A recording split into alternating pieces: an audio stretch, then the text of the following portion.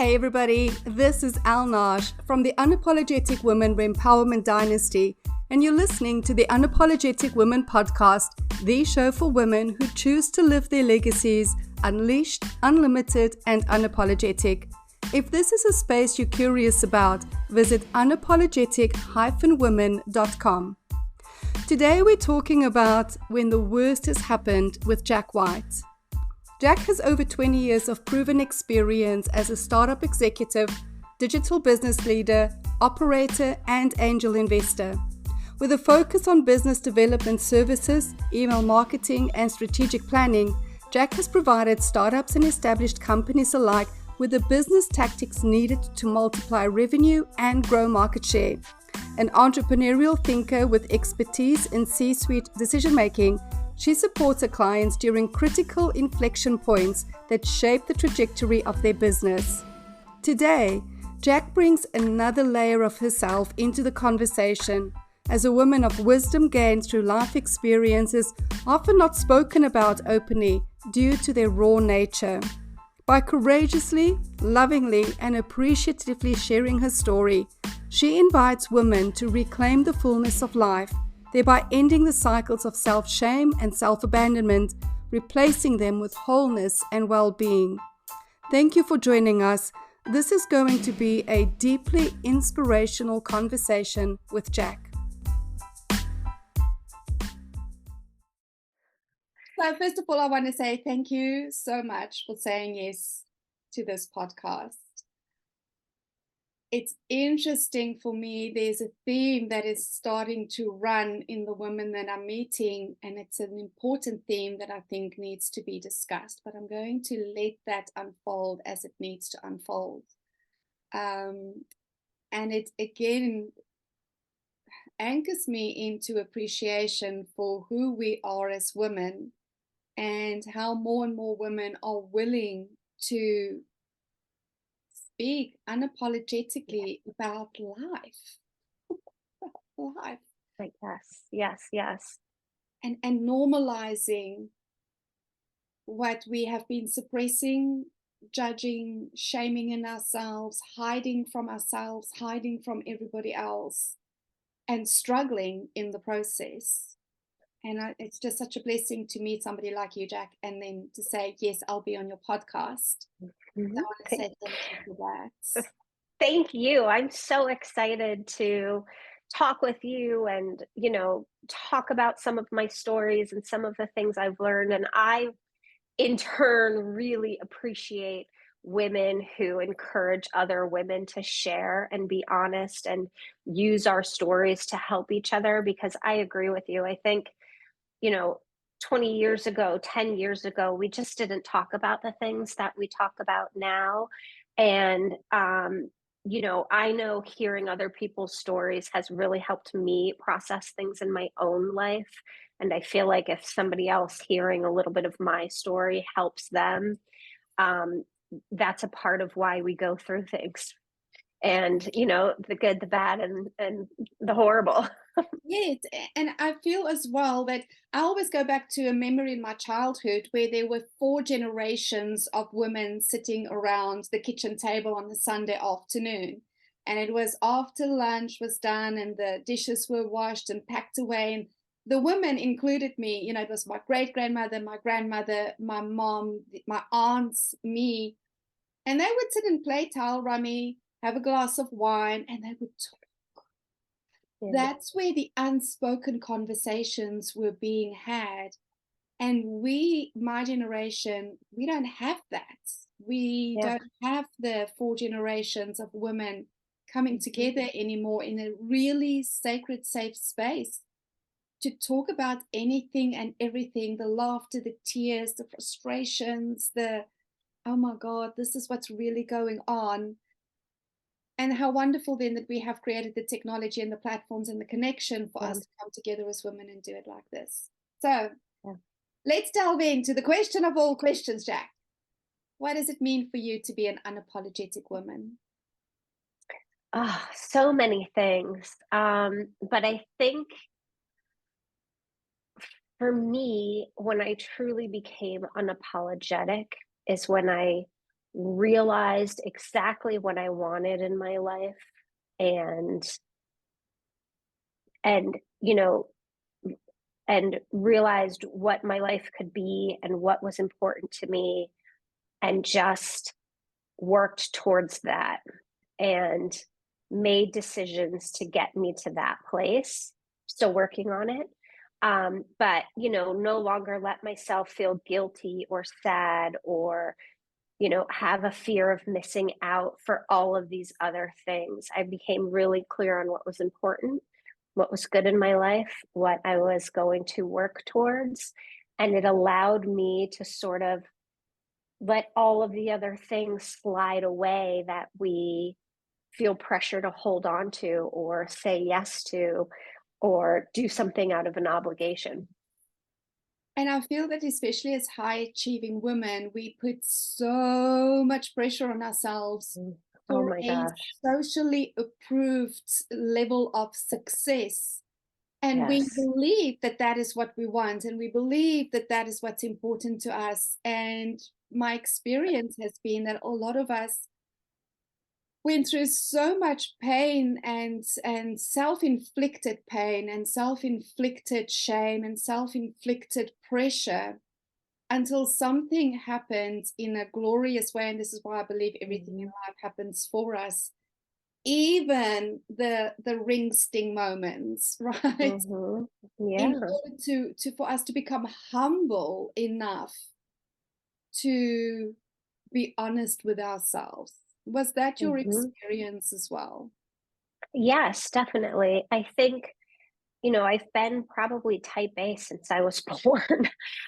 And everything I said I was going to do, I achieved. I'm very much metrics driven person. Tell me what I need to do to get an A, and I'm going to get there. Tell me what I need to do to get into this school, and it's going to happen.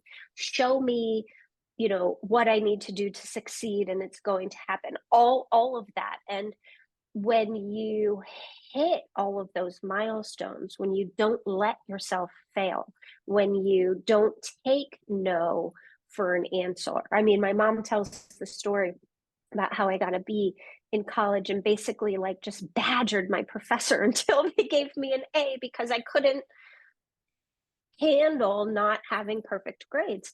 There is like a certain kind of dysfunction and unrealistic pressure that you put on yourself. And for me, when there was a moment in my life where I wanted to have a child, I wanted to get pregnant. And it wasn't happening, and it wasn't happening, and it wasn't happening. And we saw the doctors and we did all the things. And, it was the first time I really failed at something. And this is, almost 20 years ago. So, um, this to have that be your first real failure in life is pretty devastating.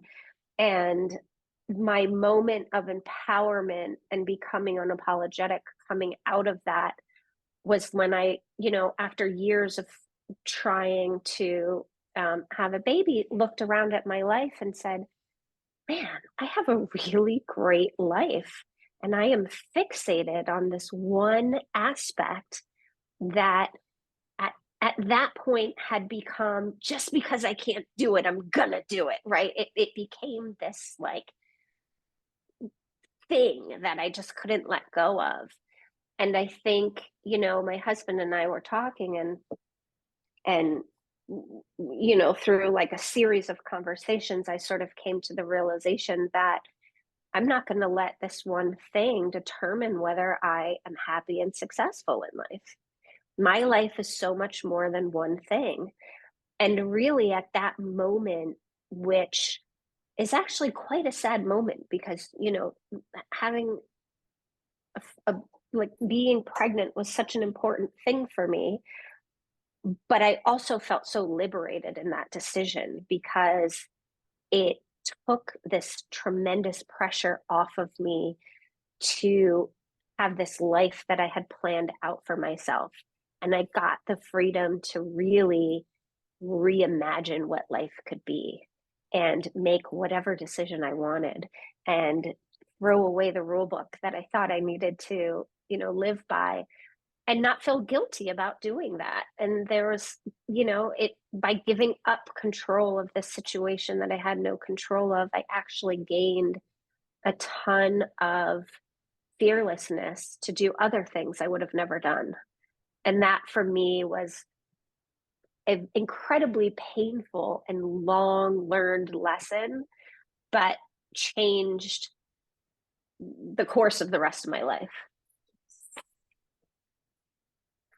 I was having a conversation with my friend Amy on Friday, and we were talking about, I love playing with masculine and feminine energies, and we were playing a little bit with that. And what I realized was all of this drive, all of this achievement is all a masculine energy. And again, we don't make anything wrong, right? It's about taking a different perspective on life to see where we are out of balance and why. I want to figure out why is society in the state that it is in at the moment. And quite frankly, it's getting worse at the moment. It's not getting better. And what I've come to understand is that the masculine energy is the have the goal, have the plan, execute it, fail, go back to the planning board, do. That's the masculine energy. It's the purpose of the masculine energy. But the feminine energy is the creative energy. It's the dreaming. It's the desire. It's the letting go of control. It's the chaos. It's the emotion. And if we as women, as high achievers, are overtly in the masculine energy because we're living in a society where the feminine energy has been rejected for a long time. Again, nothing wrong with it, right? Part of evolution. But what I am seeing is that the unapologetic women are being broken out of the mold of the masculine, thrown into the chaos of the feminine. And then we all kind of go, oh my God, what an awakening, and what now? And it's that's the starting point. And I know for you as well, releasing that drive of having a baby was only the first event in you being the unapologetic woman that you are today. I want to say to all the listeners that what follows here is sacred and sensitive, and I want to honor you. Thank you. For what was the next, what came after that, darling? So I want to just first talk about, I think, because I'm also a small business owner and I work with a lot of other small business owners, and I think one of the most amazing things in terms of the female and the male energy is I think women, exactly to what you're saying, are starting to recapture and empower ourselves. And that's why you're seeing all of these really successful women coming on company boards, running companies, helping each other raise money for our businesses, deciding to build our own businesses and help each other out in a way that I don't think men support each other. And I think that's a really beautiful thing. So I do hope the tide is turning, not only in our personal life, but in our business life also. And certainly for me, when I gave up this drive to have a baby, I became the CEO of a company that had me traveling all over the world, which was never a decision I would have made. That, I would have never taken an opportunity like that knowing I wanted to start a family, because that wouldn't be the lifestyle that I wanted. And so by releasing that, I had a tremendous career opportunity and ended up getting pregnant on my own, 5 years ago, or almost 5 years ago. And it was, such a blessing and a surprise, and just, the most magical thing that we never thought would happen to us. And just, really thankful for a really, textbook pregnancy, textbook birth, super healthy, happy baby. And then we got pregnant again a year later, also spontaneous. And so we're like, whoa, what is going on here? This is amazing. And, at the time, so we got pregnant in 2020. So we found out we were pregnant in March, the same week that everybody went into lockdown for COVID. And so it was just like this incredible high and sort of very scary moment. We live in New York City, so we were sort of at, a pretty epicenter sort of thing. And so we just hunkered down in our little bubble and enjoyed this really, beautiful pregnancy. And at a certain point, we found out that our daughter, we were pregnant with a daughter, her name is Margot, was having very serious complications. So we had a prenatal diagnosis, 2 prenatal diagnoses. And so we were navigating finding her the best care, trying to, keep our wits about us in a global pandemic with a, 1.5-year-old. And, trying to really deal with, when you're in these situations, no decision feels like a good decision because it's not, I don't wish the feeling on anyone of having to sort of make medical decisions for your unborn or your newborn child that are serious health complications. And ultimately, Margot died when she was 2.5 days old. And we feel so grateful that we got those 2.5 days with her. We feel like, she is always a part of our family.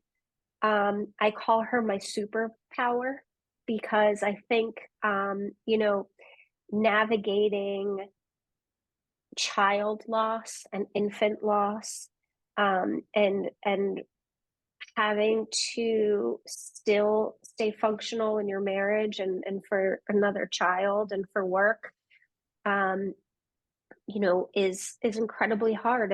And that was another moment in my life where everything so sharply came into focus around what was important to me and what was important in our life. All of the things, again, because 15 years before we were struggling with infertility and then had this moment, and 15 years later, I feel grateful that we got another moment. We got to remind ourselves, because sometimes you forget in that big span. You have this moment, you get this breakthrough, and then you sort of keep chugging along, and your old behaviors and the old things that you think are important creep back in. And then something else jolts you to the core. And, she's our superpower because the worst thing that could have happened to us happened to us. And so everything becomes in perspective.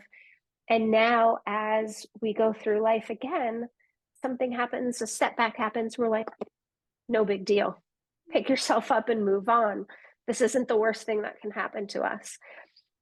And so, not that we had that moment right away. Certainly there was a grieving process and lots of therapy and lots of, it's still a work in progress. But I think being able to take the trauma and the grief and use it as a way to refocus purpose in our life has been really helpful for me, and a way to honor my daughter that, helps me keep her with me all the time. When something bad happens or when something good happens, I'm like, oh, this was,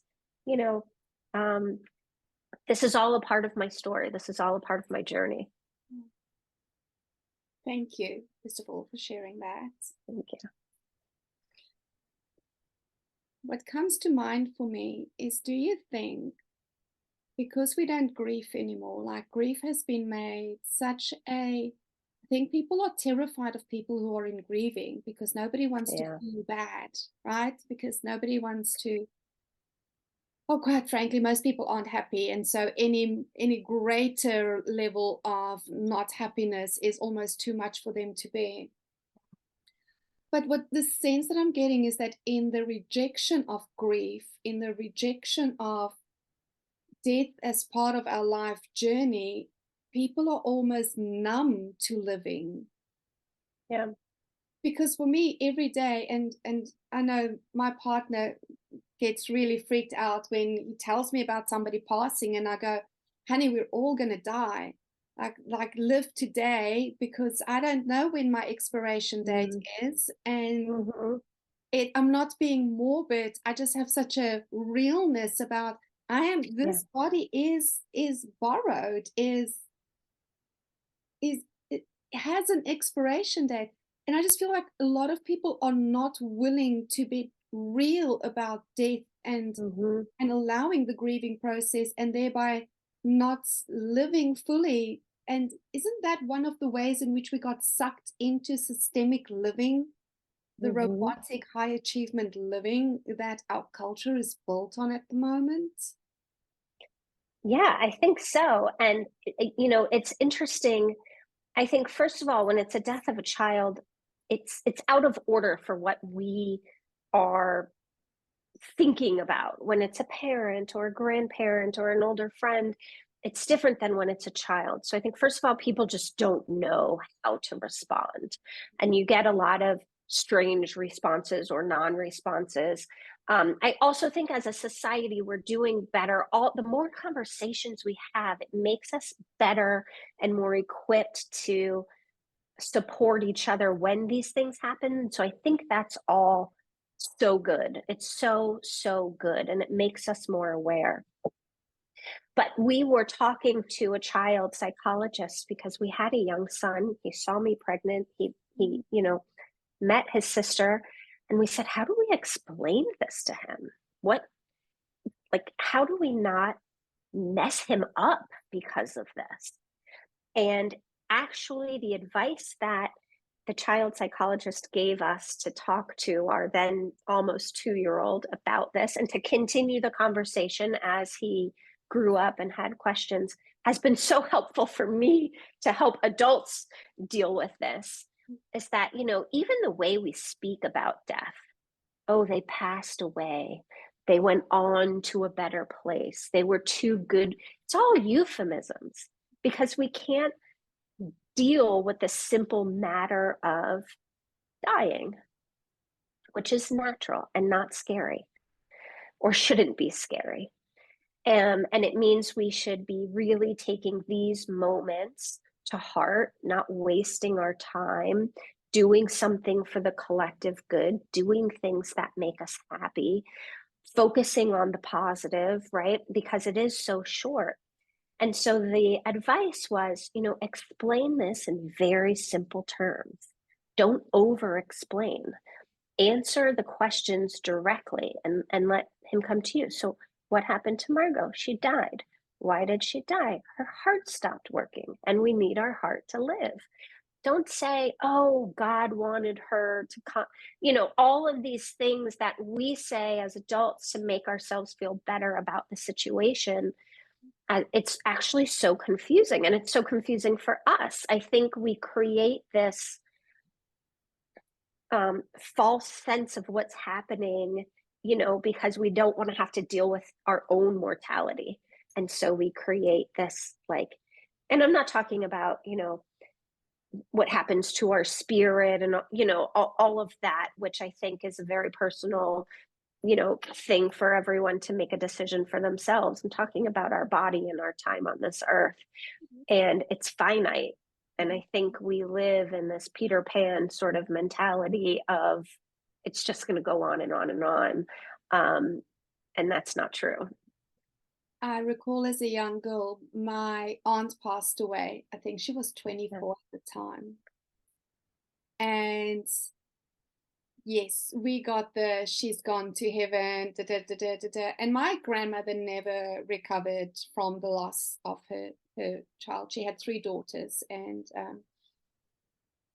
I could feel as a child, I didn't have the vocabulary, but I could feel the resentment in my mother and my grandmother towards God, the universe, life, because how dare you take her away from me? I'm so angry about this. Mm-hmm. And I feel like part of that is because of the narrative that we have. Oh no, Mhm. God wanted one of his angels to come back to heaven. And my grandmother was like, no, she was my baby. I wasn't ready for Mhm. this. I wasn't like, this is not cool. And she was angry for a lot of years. Yeah. Yeah. And so was my mom.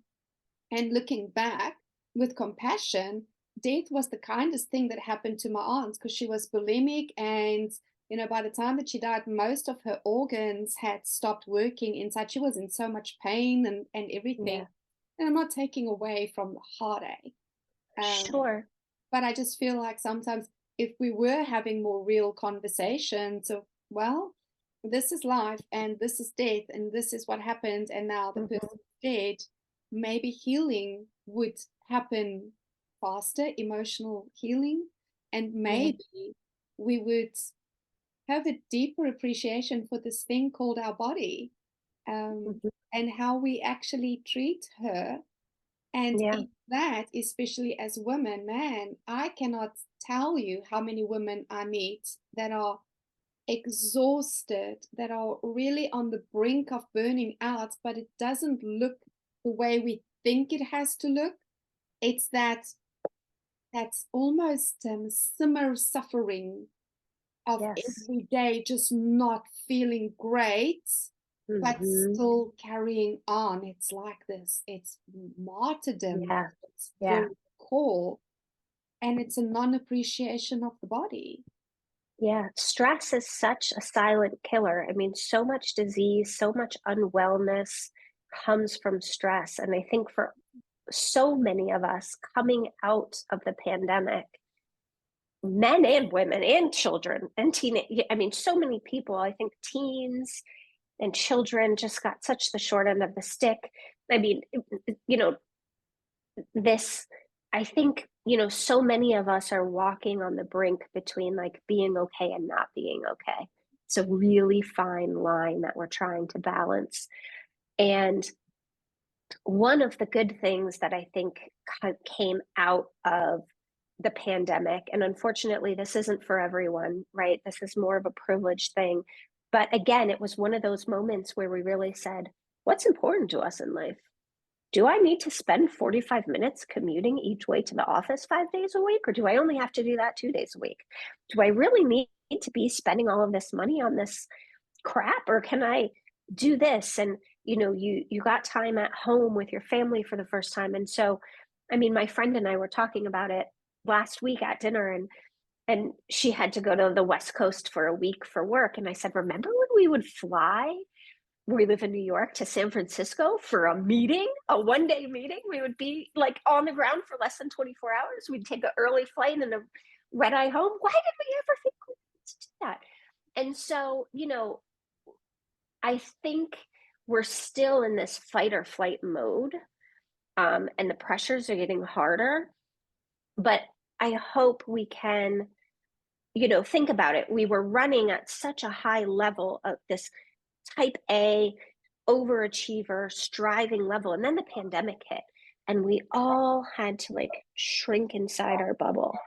And now, in the past year, we're starting to come back out, but our senses and it's like a little baby that is coming into the world for the first time. We need to sort of let ourselves ramp up. We're not going to be able to go right back to the pace we were at.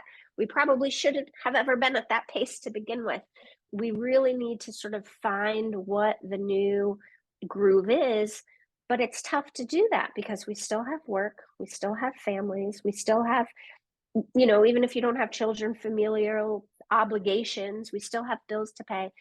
And so I think we're still in this very much adjusting period to what the new pace is going to be. I really hope we turn a corner because I think so many of us are really struggling silently to hold it all together. And we're still holding on to this idea that you can have it all, which I think is complete bullshit. But Well, I was thinking about that because you mentioned that in our call. And so Yeah. my thing is, I do believe we can have it all, but I wanted to think on this. And I think there's a missing piece in what's being said.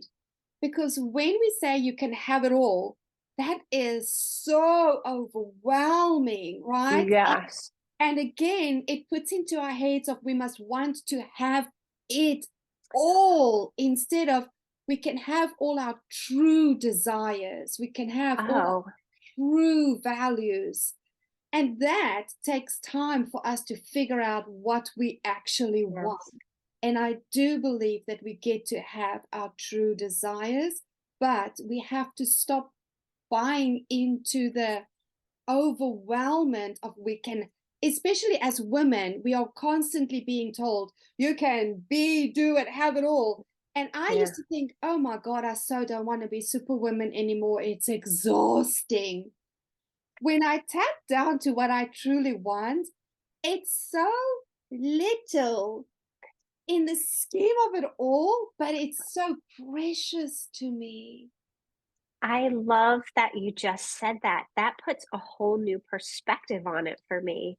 So you can have everything that's important to you, but you don't get everything. You don't want everything. Right.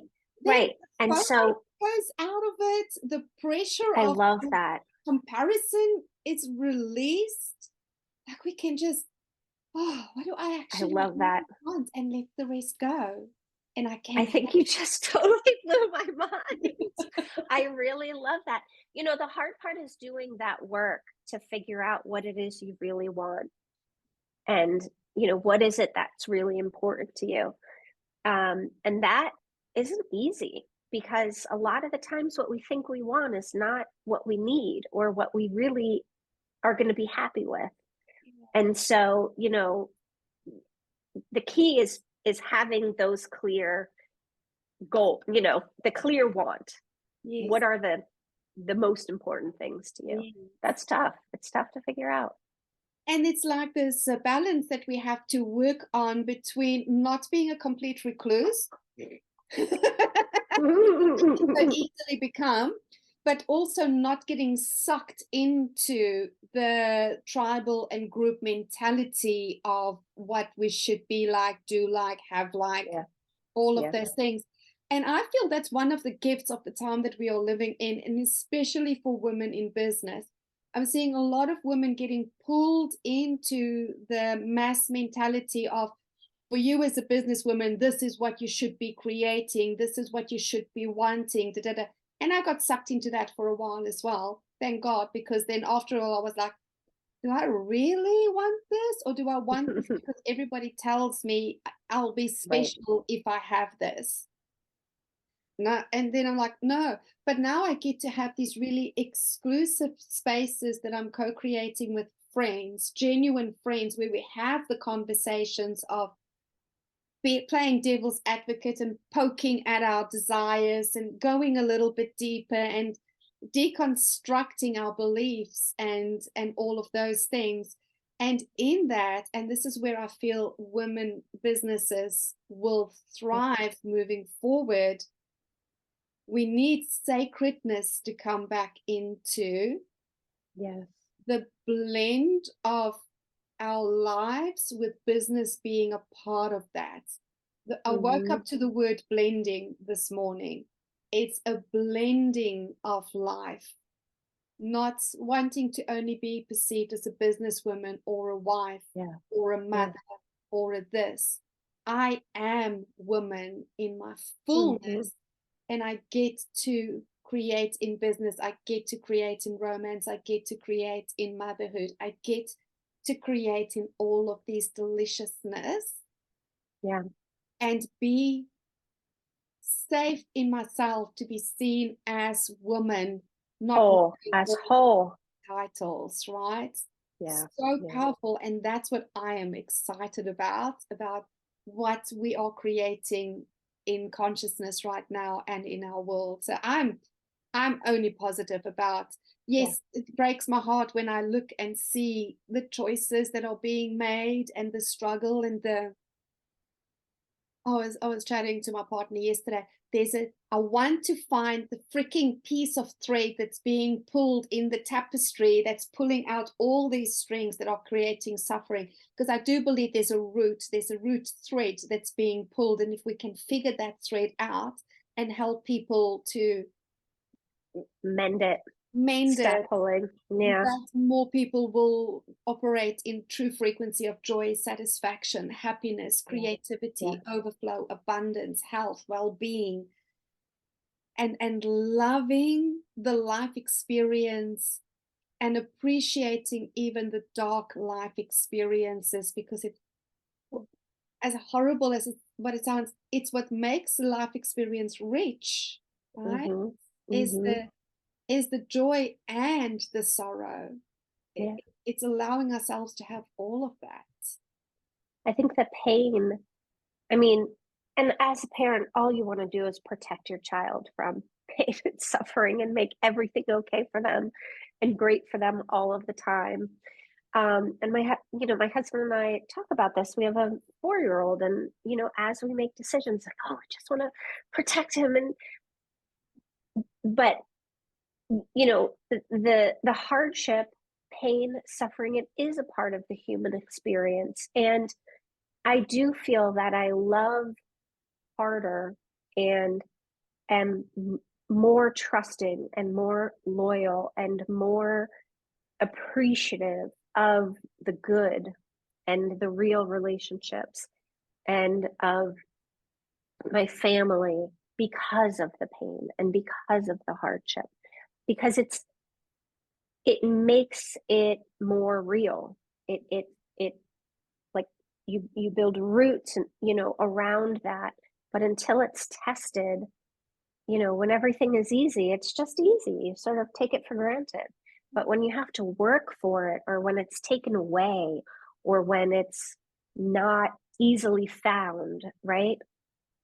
When you get it, you just are willing to fight for it and hold on to it so much harder. And I think there's something really beautiful about that as a part of our human experience.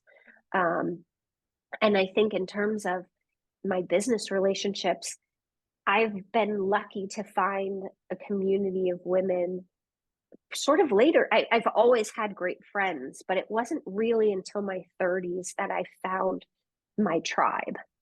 And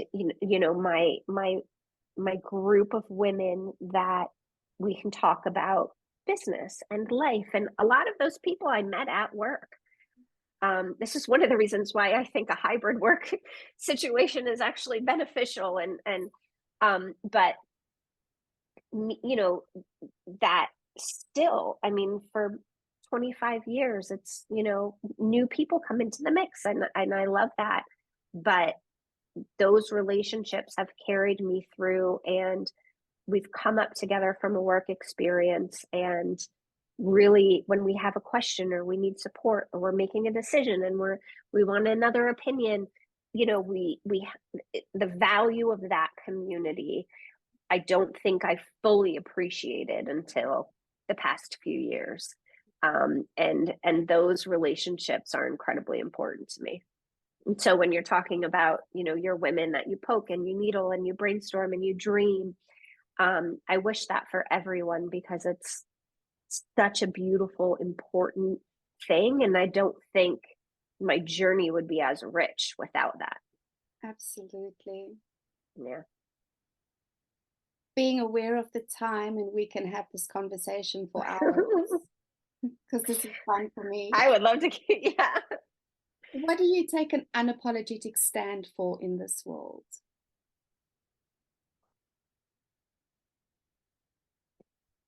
Honesty and integrity. I think whatever the situation, you need to be honest with yourself and the people around you. That's, everyone deserves that. And that's hard to do in a lot of situations. It's the harder path to take a lot of the times, which is why I think we're sort of in a lot of the situations we're in. How are you? Fine. We're not fine. saying I'm not fine is maybe what you don't think the other person wants to hear. At work, giving constructive feedback, hard to do, hard to hear, super important. And so I think, knowing this idea of what's really important to you, knowing what you really want and need out of life, being honest is the most important thing for me, not always, oftentimes the not easy path. It's interesting. I've often had this conversation, and actually I have a chapter in my book that's coming out on truth. In that truth is a frequency. And if we are living in a non-truthful frequency, not maliciously, but quite frankly, it's society has taught us all to be liars from childhood. So lying is the dominant frequency of our society. When we come in the presence of truth, there is a disharmony. It's almost like, I don't know if you've ever seen the movie Venom, where the hybrid, when there's a cling, he goes, it like spikes out in pain, and it's extraordinarily painful for him because the frequency is different from where he is operating. And if he stays in that frequency long enough, it shatters and he's set free, or he withdraws. It's why we say the truth is painful. It's because the frequency is disharmonious with the lies. And if we just allow ourselves to stay with the person in truth long enough, we will vibrate on that level and it stops hurting. But most people just move away. And I always said, even with my kids, when I raised them, I said, as long as I'm coming from a space of love, I will always tell you the truth. And you need to know that. So it might not my intention to hurt you. It's my intention to be honest with you. And that's how I raised my kids. And sometimes when it was the toughest things, I would put my hand on my heart and I would put their hand on my heart and I would go, just feel the truth in what I'm saying to you now, even if it's not what you want to hear. So I appreciate you taking a stand for that, because I do believe that we need to start recalibrating our world to a frequency of truth and honesty instead of all this BS to make people feel better in the moment, but then keeping them out of integrity with who they are and what they truly value. It's true. I love that. I can't wait to read your book. To the women, yes, there's lots of things in that book that people don't want to hear, but it's all good. But it's all truth, speaking the truth. And again, it comes from many, many decades of living life and being willing to question, and not to make things wrong, but because things felt wrong and I wanted to see things differently, and thereby allowing myself to have a different experience of the world. How do women get a hold of you, and which kind of women would you love to connect with at this time?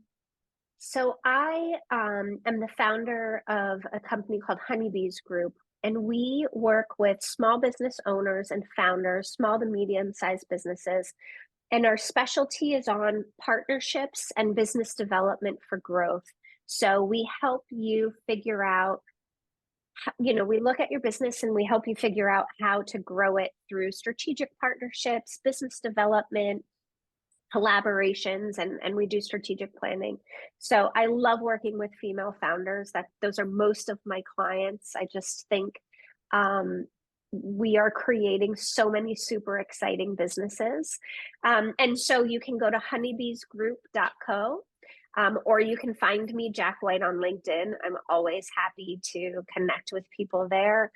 Send me a message. Let me know that you found me on the podcast, and I'm happy to connect and, meet people all the time. Thank you so much. Yes, thank you. I feel almost as though what you are doing through your work is an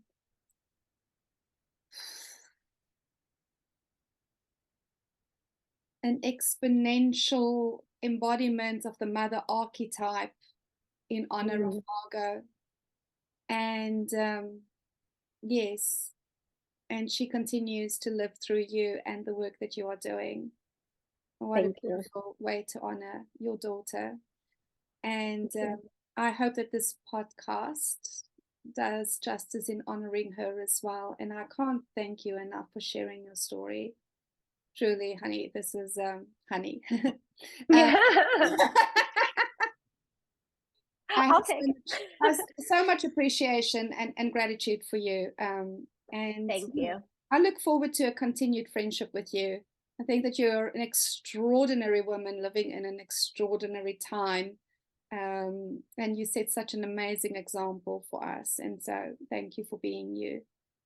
And thank you so much. This is the first time I've really talked about Margot in a public way. And I think meeting you and hearing the stories that you're amplifying really made me feel safe and comfortable to talk about her in a way that I think does honor her. And I hope it is helpful for someone else. And so thank you. I really appreciate what you're doing. And I'm grateful to be a part of the Unapologetic Women show today. So I appreciate it.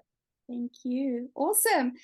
To all our listeners, thank you, ladies, for spending this time with us.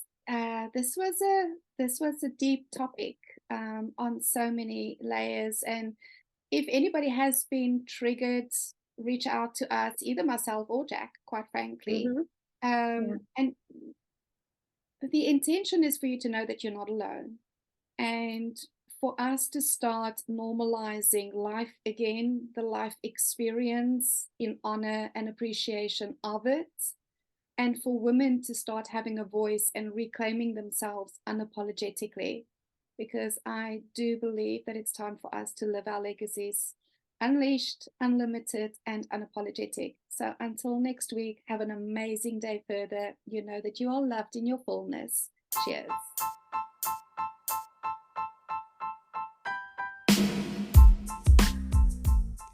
Thanks for listening.